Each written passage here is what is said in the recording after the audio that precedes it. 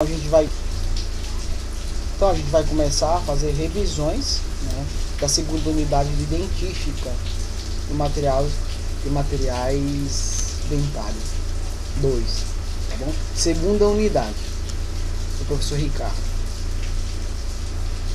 Então eu vou focar nesse vídeo, o que é mais importante, aquilo que ele focou mais. Vou dar uma pincelada do que não é, tá bom? Mas oriento a gente seguindo o slide. Pause e escreva o que eu disser, certo? Para ser mais fácil para você ir assimilar. Não é só assistir o vídeo, mas é escrever. O ato de escrever vai fazer você entender um pouco melhor. Então, primeiramente, a gente precisa ter uma visão um pouco geral, né, da questão das restaurações complexas de amálgama. Só lembrando que restaurações complexas geralmente é conveniente com a sua cavidade. Então, cavidades complexas são aquelas que é perdida 3 ou mais faces do elemento dentário, né? E de amálgama, que muitas vezes o paciente não tem condições financeiras de utilizar uma coroa indireta, né, de resina ou de cerâmica, ou seja lá o que for.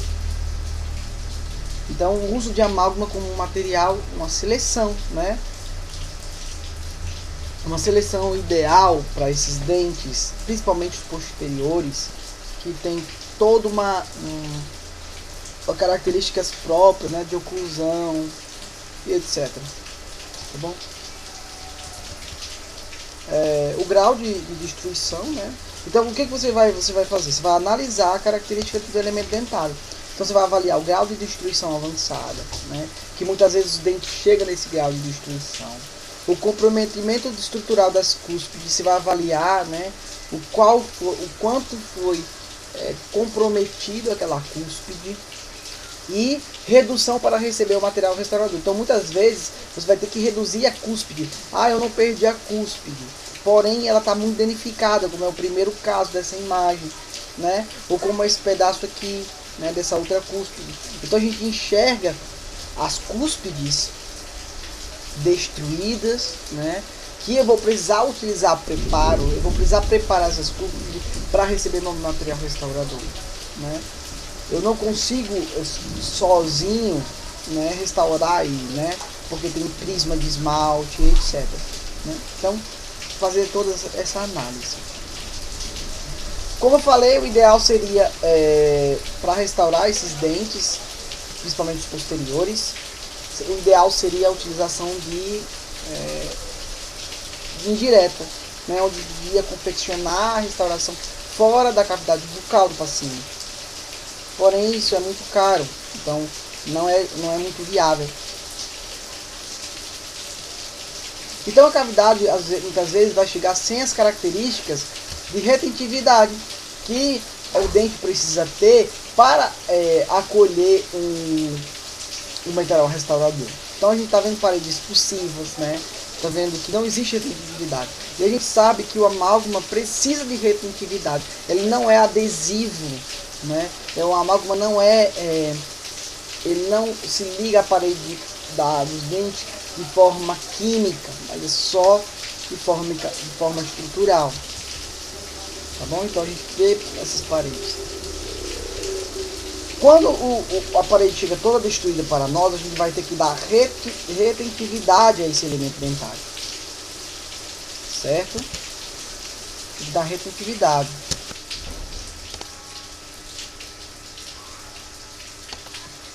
Então, você, quando avaliando o dente ainda, né, em relação a isso.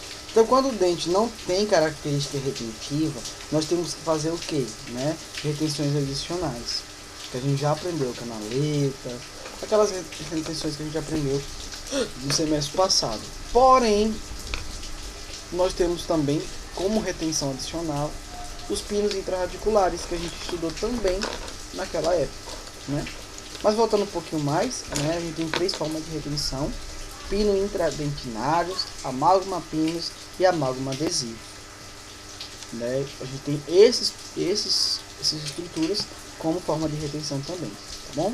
Hoje o foco que ele deu na aula foi a amálgama pinos, mas a gente vai falar um pouco sobre os outros tá bom? Mas por conhecimentos gerais. Ele falou, né? Eu não sei se foi por conhecimentos gerais, né? Eu acredito que sim. Então, ouça, copie o que eu vou dizer, tá bom? Então, são duas formas de retenção, né? Adicional de forma dentinária, que são os dois pinos que a gente utiliza, são os pinos rosqueáveis e o amálgama pino. Então, são as duas formas, né, de retenções intradentinárias. Tudo bem? Não esqueça disso. Então, os rosqueados, né, que são os pinos intradentinários, aí ele tem como desvantagem ele ser rosqueado de forma de um parafuso na dentina, né? Ele é rosqueado mesmo, né? Você está vendo que parece um parafuso? E isso vai induzir tensões no remanescente dentário e material restaurador. Então vai fragilizar tanto a restauração quanto o material, quando a estrutura dentária, né? Também necessita de 4 milímetros de espaço da margem gengival, então até a oclusal. Então da margem gengival até a oclusal eu preciso ter 4 milímetros. E desses 4 milímetros, 2 milímetros tem que estar fixado na dentina e 2 milímetros para fora. Muitos dentes não têm, também independente do desgaste dentário, né, de como a forma que o dente chegou, ele não vai ter 4 milímetros de remanescente, né? Então você toma esse cuidado, né? Além de ser um fator de tensão grande, né, ela muitas vezes não tem estrutura de remanescente suficiente, tá bom? Então, como eu falei, olha, é rosqueado como se fosse um parafusozinho, tá bom? Lá, 2, tá vendo? O amálgama adesivo, ele foi criado na evolução, né, em 2000. Ele falou a época, mas acho que foi no ano 2000, 2004, 2005, não sei, né? Que foi utilizado nessas cavidades sem muita retenção, no objetivo de conseguir uma adesão química, certo? Então foi utilizado esses aí. E quando foi questionado também o uso dos verniz cavitários, né? Ele melhorou sim o selamento marginal e reforçou a estrutura dental, fragilizado. Porém é inviável. Se eu tenho resinas e sistema adesivos ideais e baratos, por que eu vou utilizar o amálgama adesivo, né? Então, mas esse foi esse questionamento que ele fez, certo? Então nós não utilizamos muito. E o que a gente vai utilizar mesmo é o amálgama pinos. Então esse amálgama ele é fácil, né? Ele pode ser utilizado em qualquer consultório e unidade de saúde, em qualquer lugar que você tiver, né? É fácil, eficaz, simples e barato, né? A confecção de orifício na própria dentina, então é um pino intradentinário feito com amálgama. O uso de broca cone invertida e de extremo arredondado, então é isso que você vai utilizar, apenas de diferente, né? Essa broca. A gente vai utilizar também as brocas esféricas. Eu também vou utilizar a broca esférica, a gente vai entender já para quê, por quê.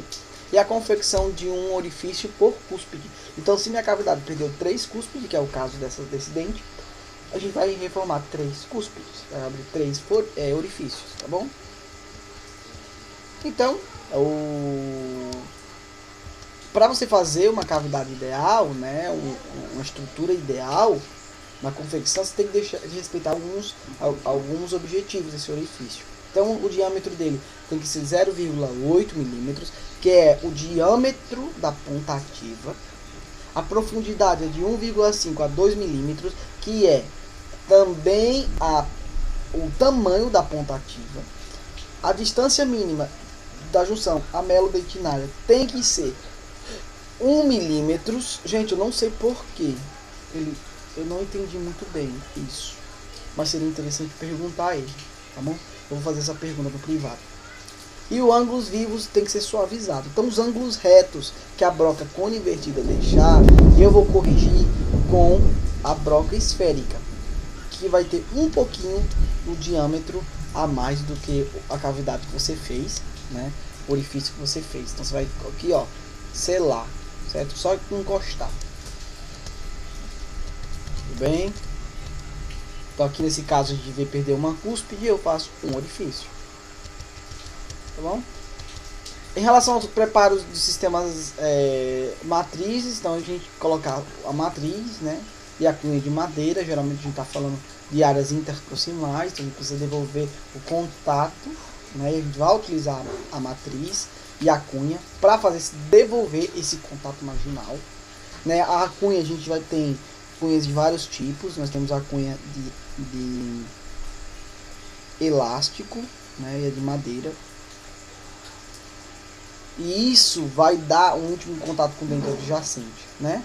E a gente deve brunir essa matriz em direção ao dente reminiscente, para sempre deixar um contato perfeito, devolver o ponto marginal. Então ali aqui a gente vê, ó, a matriz, a gente vê um espaço aqui, vocês conseguem ver, né? Uma falta de adaptação aqui. Aí a gente coloca, ó, a cunha de madeira para devolver um íntimo contato e dar um espaço, tem que tirar o espaço. Depois disso a gente vai, né, adaptando bem, vai lá fazer a lavagem com clorexidina da cavidade. Depois o complexo dentino pulpar. Então você vai fazer o seu complexo dentino pulpar, a sua proteção dentino pulpar. Então rasa, média, média, verniz cavitário ou sistema adesivo, né? Só que a gente já viu que a gente não vai utilizar isso, sistema adesivo, certo? Profunda, cimento de ionômero de vidro e mais o verniz. E muito profundo a gente vai usar o cimento de hidróxido de cálcio, mais o cimento de ionômero de vidro e o verniz, certo? A condensação deve ser começada, né, pelas caixas proximais e pelo orifício, porque é isso que vai dar retentibilidade ao material, tá bom? É isso que vai dar ao material a retenção necessária, porque a gente não está diante de uma cavidade que não tem retentibilidade. Bem, a brunidura pós-escultura, né? Ele pediu para a gente revisar isso para a clínica, certo? Pressão leve do centro para as margens, né? Cuidado para não deslocar o material da região da cúspide, porque lembra que a gente não está sem retentividade, então você tem que tomar o maior cuidado, né? E definir o contorno da restauração com a sonda exploradora. Cuidado também, né? Porque quando for passar a sonda exploradora, não puxar o material junto. Tá bom? Sempre maior cuidado. Escultura, então vai devolver a escultura. E ideal é quando tem um grilo de amálgama, a gente já aprendeu isso. Eu acho que não vai cobrar, gente, mas só os cuidados, sabe? Cuidado quando remover a matriz, o porta-matriz, porque nesse momento geralmente você arranca junto a restauração. A escultura, né, você vai tirar, né? Após remover a matriz, você vai dar a escultura, né, ainda com Rollenbeck. Inicia o processo de lisura também, né? Gente, isso daqui eu acho que não vai cobrar não, tá bom?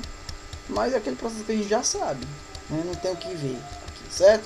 Só tome cuidado, ó. 3 cúspide, 3 forames, né? Guarde os milímetros, que eu acho que é aquilo que vai cobrar, né? A indicação, a comparação das técnicas, tanto do intradentinário,